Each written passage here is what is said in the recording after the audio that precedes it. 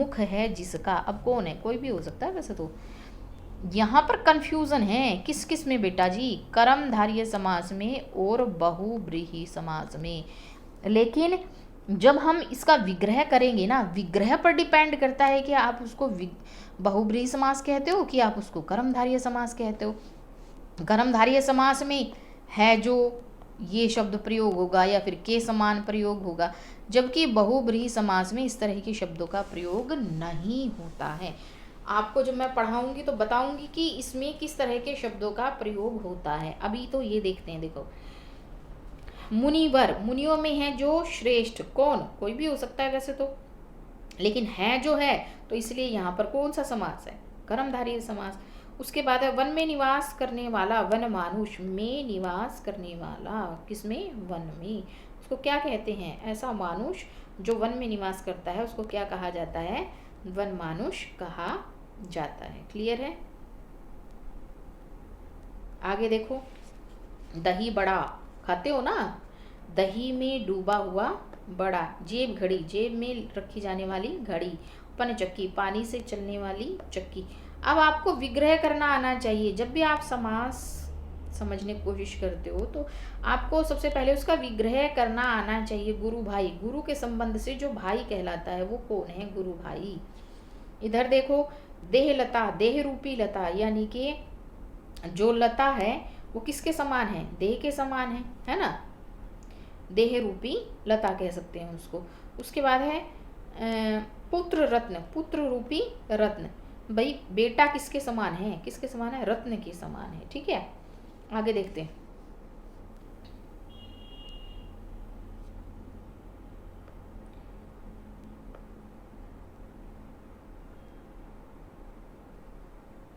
Next है द्विगु समास।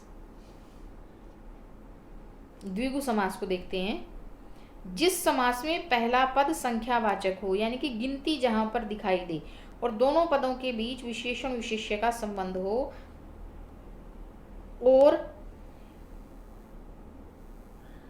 समस्त पद समाहार का ज्ञान कराए, उसे द्विगु समास कहते हैं। ज्यादा टफ में घुसने की जरूरत नहीं है। द्विगु का अर्थ ही पहला पद संख्यावाचक है, यानी कि इसमें जो पहला पद होगा वो कैसा होगा बेटे, संख्या को डिनोट करेगा, संख्या को दिखाएगा। जैसे शताब्दी, शताब्दी का अर्थ होता है 100 वर्षों का समूह। 100 क्या है, 100 क्या है, अपने आप में संख्या है, क्या है, संख्या है। ऐसे ही सतसई, 700 दोहों का समूह, भाई कितने हैं ये, ऊपर कितने थे 100, नीचे क्या है 700। 4 राहों का समाहार, 4 रास्तों का समाहार, चौराहा, इसको क्या कहा जाएगा, चौ मैंने 4 राहें। अठन्नी में क्या है, 8 आने, कितने हैं बेटे, 8 आने। पंसेरी में है 5 शेर, दोपहर में है 2 पहर। अब देखो द्विगु समास में मोस्टली समाहार समाहार समाहार, समूह समूह, इस तरह के शब्दों का प्रयोग, इधर देख लो चाहे, यही किया गया है। त्रिफला, 2 5 पंसेरी जिसको कहा जाता है, अठन्नी, चौ।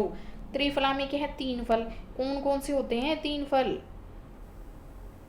आंवला, हरड़, बहेड़ा। ये 3 शब्द जब मिल करके बनते हैं तो उसको क्या कहा जाता है, त्रिफला। चौपाई, 4 पदों का समूह, नवरत्न, 9 रत्नों का समूह। ऐसे ही त्रिवेणी है, सप्ताह है, सप्तऋषि है, अष्टाध्यायी है, पंच, नव, चतुर, चतुष्पंच। अब जिस बच्चे ने संस्कृत पढ़ी होगी ना तो वो तुरंत समझ जाएगा कि ये क्या है, द्विगु समास है, क्योंकि मोस्टली जो है इन्हीं शब्दों का प्रयोग किया गया है। या यूं कह सकते हो कि जिसमें पहला पद संख्या हो, बस। इसकी मेन पहचान क्या है, जिसमें पहला पद क्या हो बेटे, संख्या वाची हो, उसको क्या कहा जाता है, द्विगु समास कहा जाता है। आई थिंक समझ में आ गया है। आगे चले। उसके बाद है द्वंद्व समास किसे कहा जाता है। अब क्या है, द्वंद्व समास किसे कहा जाता है, जिस समस्त पद के दोनों पद प्रधान हों। यानी कि इसमें पहला पद भी प्रधान होगा और दूसरा पद भी प्रधान होगा। और विग्रह करने पर दोनों के बीच में या तो और लग जाए या तथा लग जाए या अथवा लग जाए या फिर या लग जाए।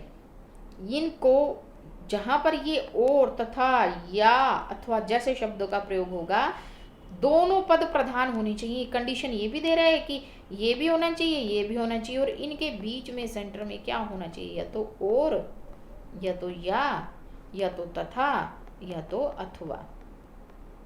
क्लियर है? जैसे अन्न और जल, पाप और पुण्य, धर्म और अधर्म, वेद और पुराण, दाल और रोटी, नदी और नाले, रुपया और पैसा, दूध और दही, आब और हवा, आब होता है पानी और हवा, आमद रफ्त, आमद का अर्थ होता है आना और रफ्त का अर्थ होता है जाना। उसके बाद है लव और कुश, दीन और ईमान, अमीर और गरीब, राजा और रंक, ऊंच और नीच, सुख और दुख, माता और पिता, भाई और बहन, दिन और रात, घी और शक्कर, नर और नारी, गुण और दोष, वे देश और विदेश, राम और लक्ष्मण, भीम और अर्जुन, धन और धाम, भला और बुरा, पाप और पुण्य, छोटा और बड़ा। मेरे ख्याल से सबसे आसान है ये। न्यून और अधिक, थोड़ा और बहुत। क्लियर है? उसके बाद देखते हैं लास्ट एंड फाइनल आता है आपका बहुब्रीहि। बेटा मैं इसको इन शॉर्ट में बहु कहती हूँ, बहु। ब्रीहि आप अपने आप यूज कर लेना, ठीक है? वैसे प्रॉपर जो है इसका प्रोनाउंसिएशन बहुब्रीहि है, जिसका सही से उच्चारण कह सकते हैं बहुब्रीहि समास। अब देखो, जिस समास का कोई भी पद प्रधान नहीं होता, अब ये यूं कह रहा है भैया ना इसमें एक होगा और ना ही इसमें दो होगा, कोई भी नहीं होगा, बल्कि क्या होगा, यूं कह रहा है कोई तीसरा ही पद प्रधान होता है। इसमें दोनों पद मिलकर किसी अन्य शब्द संज्ञा के विशेषण होते हैं, उसे बहुब्रीहि समास कहते हैं। यूं कह सकते हैं कि जिसमें ना पहला पद प्रधान हो ना दूसरा पद प्रधान हो, बल्कि किसी तीसरे पद की क्या हो बेटा, प्रधानता हो। क्या हो बच्चे? प्रधानता हो। अब जैसे है चक्रधर, ये देखो मैंने आपको जब ऊपर पढ़ाया तब मैंने बताया था कि कर्मधारय और बहुब्रीहि समास में आप कंफ्यूज्ड हो जाओगे, लेकिन आपको कंफ्यूज्ड नहीं होना है। कंफ्यूजन का कारण क्या है और किस तरीके से हम इस कंफ्यूजन को दूर कर सकते हैं, इस वीडियो में मैं बहुत क्लियरली आपको बता रही हूँ। देखो क्या है, अब आपको बताती हूँ। देखो विशेषता होती है बहुब्रीहि में, किसी चीज के बारे में विशेषता बताई जाती है। देखो चक्रधर, चक्र को धारण करने वाला, लेकिन कौन? एक पर्सनल इशू, कौन? विष्णु भगवान। अब चक्र को ना तो तुम धारण कर सकते हो और ना ही मैं धारण कर सकती। कौन धारण कर सकता है इसको? केवल भगवान विष्णु ही इसको धारण कर सकते हैं। क्लियर है? जैसे है पीतांबर, पीले हैं वस्त्र जिसके, किसके? केवल भगवान कृष्ण के। ना तुम पहन सकते हो, देखो भगवान राम भी नहीं पहनते, केवल कृष्ण भगवान ही पीले वस्त्रों को पहनते हैं। अब 12 सिंह तुम्हारे या मेरे थोड़ी ना है, किसके हैं? केवल एक हिरण के हैं, जिसको 12 सिंह, तुम्हें और मुझे क्या 12 सिंह कहा जाएगा? हमारे कोई सिंह थोड़ी ना है। गजानन, गज मैंने हाथी के समान मुख है, जिसका कौन बेटे? भगवान गणेश। ना तो तुम्हारा ऐसा मुंह है ना मेरा ऐसा मुंह है। क्लियर है? उसके बाद है श्वेतांबर, सफेद है वस्त्र जिसके, किसके? केवल भगवती सरस्वती की। या जैन मुनि भी कह सकते हैं इसको भैया, यहाँ जैन मुनि भी हो सकता है क्योंकि वो सफेद वस्त्र धारण करते हैं। लेकिन देवी का अगर प्रयोग किया जाए तो मतलब इसका विग्रह हमें ऐसे करना है कि उसको स्पेशल दिखाना है। कर्मधारी में तो मैंने आपको बताया था है जो शब्दों का प्रयोग किया जाता है। किसका प्रयोग किया जाता है जो शब्दों का प्रयोग किया जाता है। क्लियर है? उसके बाद है अजात शत्रु, यानी कि पैदा ही नहीं हुआ है जिसका शत्रु, कोई भी हो सकता है ऐसा कोई भी व्यक्ति, उसको क्या कहा जाता है? अजात शत्रु कहा जाता है। उसके बाद देखो सुलोचना, सुंदर है लोचन, लोचन मैंने नेत्र जिसके, कौन? वो कोई भी हो सकती है, जरूरी नहीं कि आपकी और मेरी आंखें सुंदर ही हो। राजीव लोचन कौन है? मैंने आपको पीछे बताया था राजीव लोचन किसका नाम है? भगवान श्री राम जी का। किसका? भगवान श्री राम जी का नाम ही राजीव लोचन है। एलोना, देखो एलोना, लोन मैंने होता है नमक, जिसमें कोई नमक नहीं है, ऐसी कोई भी सब्जी हो सकती है, अलोनी। उसके बाद है अंशुमाली। अंशु जैसे, अंशु का अर्थ होता है किरणें। अंशु है माला जिसकी, किसकी? भगवान सूर्य की किरणें होती हैं, तुम्हारी मेरी तो होती नहीं, भगवान राम की भी नहीं होती। केवल सूर्य की, हवा की होती हैं क्या? नहीं। पानी की होती हैं क्या? नहीं। केवल भगवान सूर्य की होती हैं। आगे देखो, दशानन, 10 हैं आनंद जिसके, किसके? तुम्हारे मेरे, या थर्ड पार्टी कोई हो सकती है क्या? यस, केवल एक थर्ड पार्टी हो सकती है जिसका नाम था रावण। उसके ही 10 सिर थे, अन्यथा दुनिया में आज तक कोई भी ऐसा बंदा नहीं हुआ जिसके 10 सिर हो। ठीक है।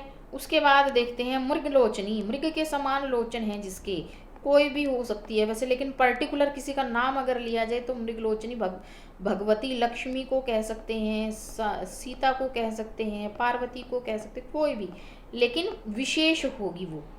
ठीक है। त्रिनेत्र, 3 है नेत्र जिसके, किसके हैं बेटा? भगवान शिव के।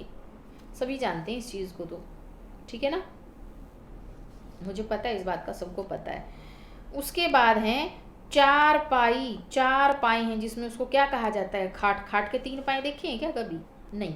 उसके कितने पैर होते हैं? 4 पैर। इसीलिए अब आप ये कहोगे कि मैम देखो यहाँ पर ये ना संख्या को डिनोट कर रहा है, संख्या दिखा रखी है, फिर भी आप ये कह रहे हो कि इसमें बहुब्रीहि समास है। यस, इसमें बहुब्रीहि समास है, क्योंकि बेटा ये पर्टिकुलर एक शब्द जो है खाट के लिए भी प्रयोग हो रहा है। मैंने आपको पहले भी कहा था, आप जिस तरीके से विग्रह करोगे आप उसी के अकॉर्डिंग उसको समास का नाम दोगे।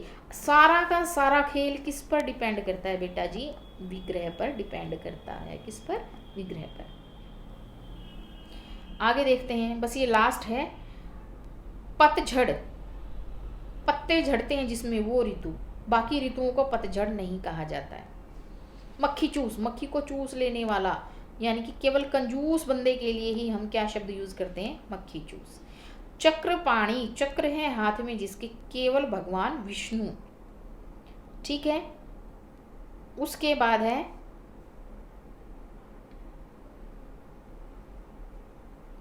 रत्न गर्भा, रत्न है गर्भ में जिसके, किसके? पृथ्वी के, क्योंकि पृथ्वी पर क्या है? सागर भी तो है ना, और खानों से भी निकलता है रत्न तो। ठीक है। उसके बाद है त्रिभुज, फिर से वही सवाल कि मैडम त्रि है तो यहाँ पर द्विगु समास क्यों नहीं है? नहीं होगा बेटे, नहीं होगा, क्योंकि भले ही त्रि शब्द का प्रयोग किया गया है, लेकिन जब हम इसका विग्रह करेंगे तो विग्रह ऐसे होगा, 3 हैं भुजाएं जिसकी, किसकी? किसी की भी हो सकती हैं, वैसे तो त्रिभुज ही होता है, 1 भुजा, 2 भुजा, तीसरी भुजा। क्लियर है।